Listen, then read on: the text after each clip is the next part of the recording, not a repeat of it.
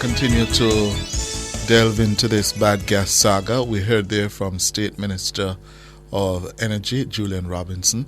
We're now going to get the reaction of the opposition spokesman on energy, Senator Robert Montaque. Good evening, Senator Montaque. Good evening, Mr. Hughes and Mr. Brooks, and to your listeners as well. Greetings. Good evening. First of all, your reaction to what you heard there from earlier Professor Davidson and now State Minister Robinson. It is obvious to me that all three gentlemen, the Minister of State, and the Professor, are not aware of the provisions, the regulations of the Petroleum Quality Control Act of 1990. Because what I heard Professor Davidson saying, basically criticizing the Minister, and basically saying the Minister has not done a good job and also the relieved of his responsibility. I hear the Minister of State making some assertions with regard to what powers he does not have, which in fact he has. And I would just like to update you, Cliff, and your listeners on one or two things. First of all, of this let me just give you a bit of background. They claimed that if you had unwashed gum above 5 milligrams per 100 milliliters, you are above the legal limit. However, Petrojam has a standard of 30 milligrams per 100 milliliters. That is their standard, and that's what they sell on a normal day into the trade. When they did the test for 87, there are 13 stations of the 17 that were under 35 milligrams per 100 milliliters. For E90, there were 10 stations under 35 milligrams per 100 milliliters. They have closed these stations, and now Professor and the government is saying they have now revised the standard that if you are below 35 milligrams, you are okay. So they closed stations that were below 35 milligrams. So that is something that they have to deal with. In addition to that, there were 3 gas stations that had no results that were closed. And there was 1 gas station for 90 had no results, but yet they still closed the gas station. Now, the regulation is very clear. Regulation 14G tells you that in Jamaica you ought not to be selling any gas below 87 octane. Regulation 11 speaks to testing in trucks, speaks to testing along the value chain, and speaks to testing at the wharf and the comparison of these tests. Regulation 17 subsection 4 speaks to the records of the blenders. Each blender or importer must keep records. The records, the law is very clear, must state the specificity of the gas, what additives you put in, where you get the additives, etc. Regulation 17 subsection 6 provides for a comparison to be made between gas imported into Jamaica and the stated specifications, which is contained, I believe, in the second schedule. Regulation 17 subsection 6B, part 2, speaks to the power of the minister to require sight of the records of any importer or blender or haulage contractor. And this request must be dealt with within 30 days, otherwise you would have committed an offense. Mm-hmm. Regulation 18. So where are you going with all these quotations, Mr. Where I'm going with it, sir, is to tell you what they are now telling us that they have no power and no authority to test is nonsense. The law is there. They have not enforced the law. The government has failed the consumers of Jamaica.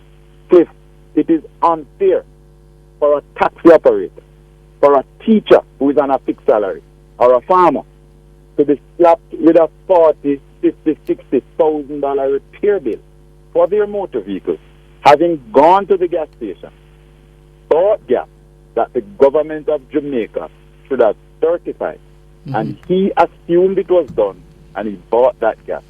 The government has a responsibility to that consumer. And how should it go about now compensating that consumer? The government has to announce a scheme as to how the compensation will be dealt with. Because they are now trying to say it is unwashed gum. It is nonsense. Unwashed gum is always in gas. What happened with the motorist? There is a contaminant that is in the gas. Cliff and your listeners, just think of you mixing lemonade. You have water, you have sugar, you have lime. If you put in too much sugar, it is too sweet. If you put in too much lime, it is too sour. You have to have the right balance. If you use a spoiled lime, you spoil the drink. So therefore, there is a contaminant that was introduced into the gas that is creating the problem. Unwashed gum, Cliff, builds up in your fuel tank, in the pump, in the injector, and maybe over 8 to 10 year period may create a problem. But that hold is what on. unwashed gum does. But hold on, Mr. Montaque. Now, earlier this morning, we heard a former JGRA president saying, look, there are good contaminants and there are bad contaminants. Contaminants are always in the gas because you're putting contaminants into the gas to change whether it's octane boost or whatever. Are you suggesting that there is a bad contaminant that is in the gas that we are not being told about? I am very positive of that fact. Excessively positive of that fact. What fact? Very positive What of that fact? That they use one of the additives had a problem that they used to blend the gas. And furthermore, Cliff and Dennis and your listeners, the law says, I heard the minister made a statement, I was shocked. The law says it is the minister who must dictate and approve what additive is put in a gas in Jamaica after he consults with the Bureau of Standards, not the company coming and telling you that I'm putting this in there. They must apply to the minister, says the regulator. And the minister makes that determination after consulting with the Bureau of Standards in writing as to what additives go into the gas in Jamaica. The law is very specific. Very specific as to how you operate and to the powers of the minister. For example, it says every producer, importer, blender, or bulk distributor of any petroleum product shall provide the minister or any person authorized by the minister a sample of such gasoline or petroleum product for the purpose of determining the composition or quality of the product to be compared to the specification in the second schedule. So there must be tests. When you import gas into Jamaica, you must test it before it leaves the wall and compare it with what the law says is allowed to be sold in Jamaica. The law asks, and the Bureau of Standards need to tell Jamaica if they test for distillation, if they test for sulfur, if they test for lead, for copper, oxidization, read vapor pressure, benzene, and the additives. These are the tests that the law lays out in the second schedule to say this is what you must test for. And you must make a report to the Honorable Minister every quarter. And you must keep records of each batch of blended gasoline. So when the government is telling us they can't find the source and they can't trace it, it is nonsense. And when they tell us, please, that an error was made to test Petrojam, why it is that is only Petrojam's gas, an error was made in the sampling? Why? And why no error was made in the sampling of everybody else? Because the Bureau of Standards does blind tests. It is Petrojam themselves that does the test. They close Petrojam on Thursday. They close Montaque Bay. They close the E87 in Kingston on Thursday, and Thursday afternoon they open them all back. There is a major cover-up. Why you keep There on is a saying that? conspiracy. Why do you keep on saying that? Because there is a cover-up. There is more to this story, and I'm giving the minister an opportunity to come fulsome and truthfully to this nation. If not, the Prime Minister will have to act. On what basis do you say that, though? Cliff, unwashed gum is always in gas. If the government had carried through the mandate of the law, the minister is there. The minister helps to make law. he is there to exercise the law and to protect the Jamaican consumer. If he has fallen down on the job, if he is not enforcing the law, he has fallen down on his job. And in this case, the minister has fallen down on the job. And if the minister does not come forward and be truthful and tell the full story, not part of the story, not an excuse about the questioning the professionalism of the officers of the Jamaica Bureau of Standards and telling us that they made an error in taking sample from truck and not from the storage facility. These officers are professionals of the highest order. So and they would never make such So an what error. is being covered up, Mr. Montaque? The contaminant. Gas was imported in Jamaica in the last 100 days. Where did it come from? You tell me. Who imported it? What are the test results? Did this gas come from within CARICOM as per the Treaty of Sagaram was revised? Or did it come from outside of the region? And did the minister give permission to take gas from outside of CARICOM into Jamaica? And where did this gas come from? And what are the specifications of this gas that was unleashed on the poor consumer in Jamaica? But who are you suggesting imported this gas? I make no suggestion, I make no conclusion. I am demanding that the minister pull some to the Jamaican public with the truth. Let the truth set him and this government free. The Jamaican consumer is suffering. Cliff, how can you take a sample last week Wednesday, give me the result this week Wednesday? Since then, I have sold all of that gas. I have taken 2 or 3 more loads of gas. Then you come and you lock me down based on the sample of last week, which I have already sold. There is no gas station that does not take 2 or 3 loads of gas per week. So when they got back the test results, that gas was already sold and new gas in the tank. I don't know who the government is trying to fool. This thing started from the last week of November. So simple. Backtrack. Check all the records for the different batches of gas, whether produced by Petrojan or whether imported by others. What are the test results? Did they meet specifications? Did the quality of the ingredients that you added, did it meet specifications? So come on telling me what you have to test the ship and the tank in the ship. It's nonsense. I'm ashamed of the process. Nonsense. If they followed the law, we would not be here. And who has responsibility to enforce the law as it pertains to mining and energy? Who has that responsibility? The buck has to stop somewhere. And if that person is not enforcing the law, then the Honorable Chairman of the Cabinet and Prime Minister of this country must act. The Prime Minister cannot allow poor people to suffer for this. The Prime Minister gave a commitment when she was being sworn in to protect Jamaica. Now you have motorists having a problem.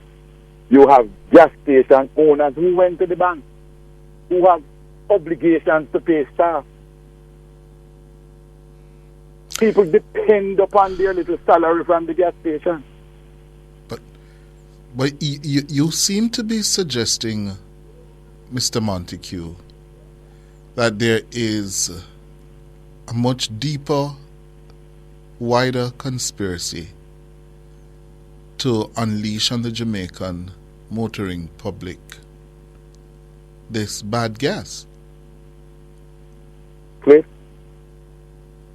if the regulations and the laws were followed, we would not be here.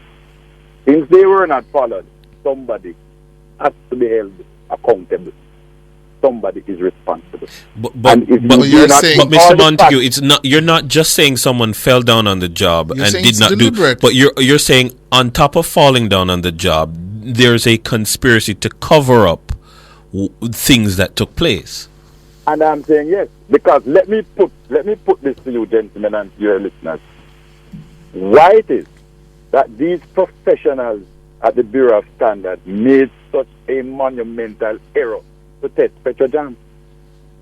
That's what we are being told. That they acted unprofessionally. And that is not so. In testing, in drawing. Hold on. According to Minister Robinson, the error with the testing at Petrojam had to do with a sample being pulled from an oil tanker.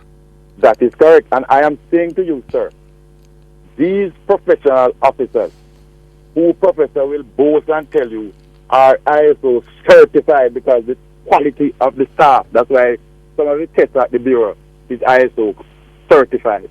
These professionals never made that error at Rubis, never made it at the facility in Montaque Bay, never made that error at any of the 17 gas stations. What would lead them to make that error only at Petrojam? Think about it. What would make these highly trained professional Jamaicans make such a simple error? I don't know.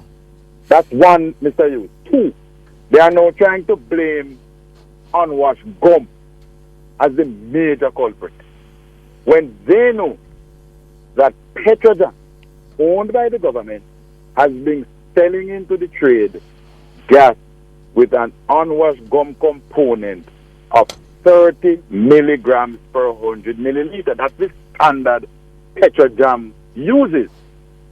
Then you went and you locked down gas station. Why? Because his unwashed gum is more than 5 but less than 30. Then you come and tell the Jamaican public you can't trace this gas. 4, the minister and Bureau of Standards is saying they don't have the legal protection to do what they want to do when the law clearly says they must do these things as a matter of course. On that basis, I put to you, gentlemen, and to your listeners, that there is a cover-up. And the question is, who is benefiting from the cover-up? The government has one primary and priority responsibility, is to govern in the interest of the Jamaican people. They are not doing that. They have failed to do that. And having failed, they are now turning around to try to cover their tracks. But I can't see, Mr. Montague, why, for instance, the Minister of Energy would be protecting the interest of a marketing company or companies as against the interest of the people who elected him. I can't see that. Well, let me read from a statement issued by Petrojam this evening. Its general manager, Howard Mollison, is saying that, quote, I wish to highlight that Petrojam is not exempt from the requirements of the laws of Jamaica, and as such we complied with a stop order issued last week. We, however, contested the order on the grounds that the samples were not taken from Petrojam source tanks, but from the 2 tanker wagons that were previously loaded at the rack and afterwards manually additized by the Petroleum Marketing Company. Continuing, on completion of the investigation, there were no adverse findings and the stop order was withdrawn. He reiterated that the company's certification protocols are in accordance with government requirements and international industry best practices. That's from Petrojam. From Mr. Hughes. Yes, sir. Call Petrojam and ask them what is the specific figure they use to certify their gas as it pertains to unwashed gum. The law says 5 milligrams per 100 milliliters. That standard was made before additives were allowed in our gas, but that's in the law. But Petrojam is using a standard of 30 milligrams per 100 milliliters. So Petrojam already is outside of the law, long ago, not today, long ago. Yet 8 of the 17 stations closed with regards to 87, they were below the 30 milligrams per 100 milliliter.